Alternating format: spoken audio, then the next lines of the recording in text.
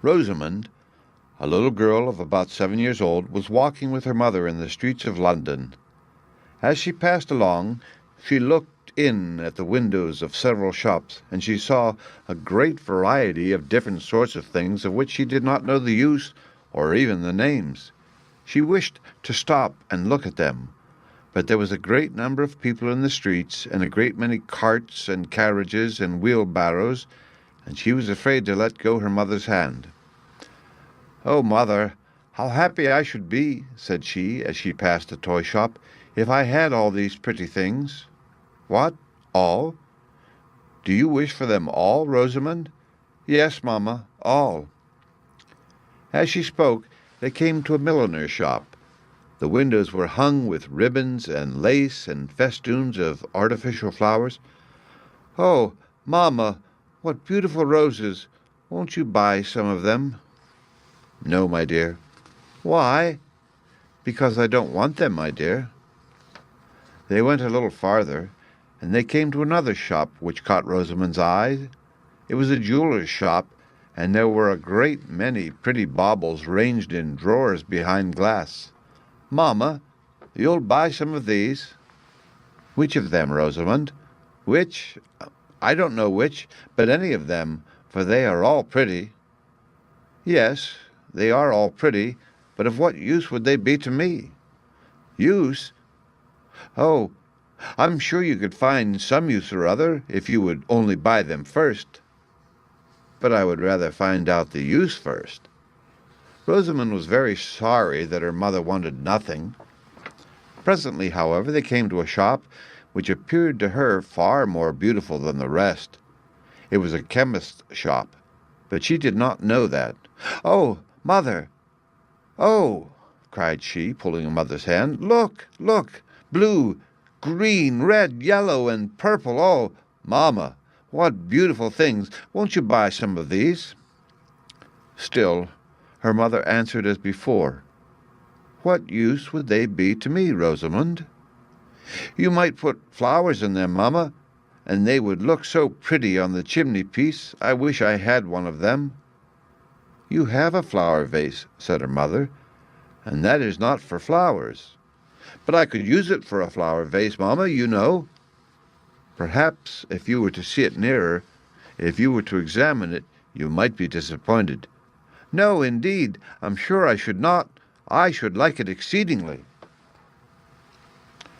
Rosamond kept her head turned to look at the purple vase till she could see it no longer. "Then, mother," said she after a pause, "perhaps you have no money?" "Yes, I have." "Dear me, if I had money, I would buy roses and boxes and purple-flowered pots and everything."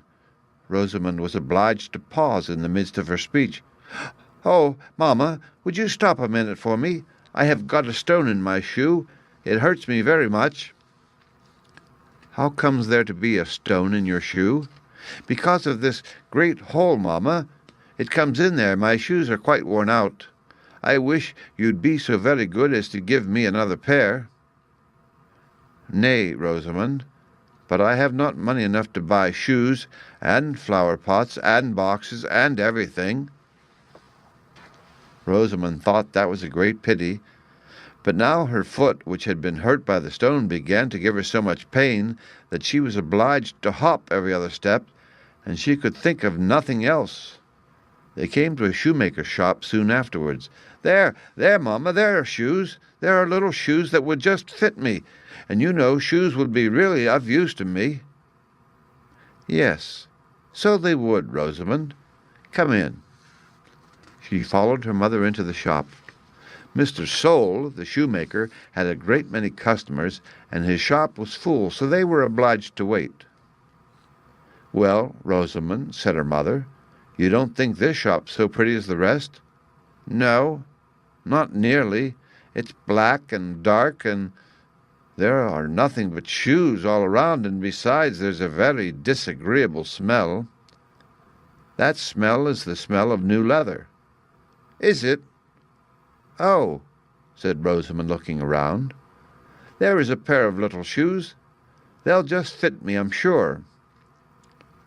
"Perhaps they might, but you cannot be sure till you have tried them on any more than you can be quite sure that you should like the purple vase exceedingly till you have examined it more attentively. Why, I don't know about the shoes, certainly, till I've tried, but, Mamma, I'm quite sure I should like the flower-pot. Well, which would you rather have, that jar or a pair of shoes? I will buy either for you. Dear Mamma, thank you, but if you could buy both— No, not both. Then the jar, if you please. But I should tell you that I shall not give you another pair of shoes this month. This month? That's a very long time indeed. You can't think how these hurt me. I believe I'd better have the new shoes. But yet, that purple flower-pot, oh, indeed, Mamma, these shoes are not so very, very bad.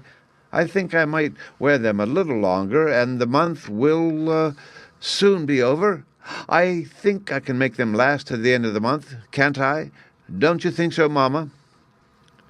Nay, my dear, I want you to think for yourself. You will have time enough to consider about it whilst I speak to Mr. Sole about my boots. Mr. Sole was by this time at leisure, and whilst her mother was speaking to him, Rosamond stood in profound meditation with one shoe on and the other in her hand. Well, my dear, have you decided? Mamma, yes, I believe. If you please, I should like the flower-pot. That is, if you won't think me very silly, Mamma. Why, as to that, I can't promise you, Rosamond. But when you are to judge for yourself, you should choose what will make you the happiest, and then it would not signify who thought you silly. Then, Mamma, if that's all, I'm sure the flower-pot would make me the happiest, said she, putting on her old shoe again, so I choose the flower-pot. Very well, you shall have it. Clasp your shoe and come home. Rosamond clasped her shoe and ran after her mother. It was not long before the shoe came down at the heel, and many times was she obliged to stop to take the stones out of her shoe, and often was she obliged to hop with pain. But still the thoughts of the purple flower-pot prevailed, and she persisted in her choice. When they came to the shop with a large window, Rosamond felt her joy redouble upon hearing her mother desire the servant, who was with them, to buy the purple jar and bring it home. He had other commissions, so he did not return with them. Rosamond, as soon as she got in, ran to gather all her own flowers which she had in a corner of her mother's garden. I'm afraid they'll be dead before the flower-pot comes, Rosamond, said her mother to her, when she was coming in with the flowers in her lap. No, indeed, Mamma. It will come home very soon, I dare say, and shan't I be very happy putting them into the purple flower-pot? I hope so, my dear. The servant was much longer returning home than Rosamond had expected, but at length he came, and brought with him the long-wished-for jar. The moment it was set down upon the table, Rosamond ran up with an exclamation of joy. I may have it now, Mamma? Yes, my dear, it is yours. Rosamond poured the flowers from her lap upon the carpet and seized the purple flower-pot. Oh, dear mother, cried she, as soon as she had taken off the top, but there's something dark in it. It smells very disagreeable. What is in it? I didn't want this black stuff. Nor I neither, my dear. But what shall I do with it, Mamma? That I cannot tell. But it will be of no use to me, Mamma. That I can't help. But I must pour it out and fill the flower-pot with water. That's as you please, my dear. Will you lend me a bowl to pour it into, Mamma? That was more than I promised you, my dear, but I will lend you a bowl. The bowl was produced, and Rosamond proceeded to empty the purple vase. But what was her surprise and disappointment, when it was entirely empty, to find that it was no longer a purple vase. It was a plain, white glass jar, which had appeared to have that beautiful color merely from the liquor with which it had been filled. Little Rosamond burst into tears. "Why should you cry, my dear?" said her mother. "It will be of as much use to you now as ever for a flower vase. But it won't look so pretty on the chimney-piece. I am sure if I had known that it was not really purple, I should not have wished to have it so much." "But didn't I tell you that you had not examined it, and that perhaps you would be disappointed?" "And so I am disappointed. Indeed, I wish I had believed you beforehand. Now I had much rather have the shoes, for I shall not be able to walk all this month. Even walking home that little way hurt me exceedingly.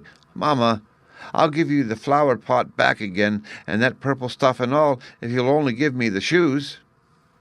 "No, Rosamond, you must abide by your own choice, and now the best thing you can possibly do is to bear your disappointment with good humor." "I will bear it as well I can," said Rosamond, wiping her eyes, and she began slowly and sorrowfully to fill the vase with flowers. But Rosamond's disappointment did not end here. Many were the difficulties and distresses into which her imprudent choice brought her before the end of the month. Every day her shoes grew worse and worse, till at last she could neither run, dance, jump, nor walk in them. Whenever Rosamond was called to see anything, she was pulling up her shoes at the heels and was sure to be too late. Whenever her mother was going out to walk, she could not take Rosamond with her, for Rosamond had no soles to her shoes, and at length, on the very last day of the month, it happened that her father proposed to take her and her brother to a glass-house, which she had long wished to see. She was very happy, but when she was quite ready, had her hat and gloves on, and was making haste downstairs to her brother and father, who were waiting at the hall door for her, the shoe dropped off. She put it on again in a great hurry, but as she was going across the hall, her father turned round. "Why are you walking slipshod? No one must walk slipshod with me." "Why, Rosamond," said he, looking at her shoes with disgust, "I thought that you were always neat. Go. I cannot take you with me." Rosamond coloured and retired. "Oh, mamma," said she, as she took off her hat, "how I wish that I had chosen the shoes! They would have been of so much more use to me than the jar. However, I am sure, no, not quite sure, but I hope I shall be wiser another time."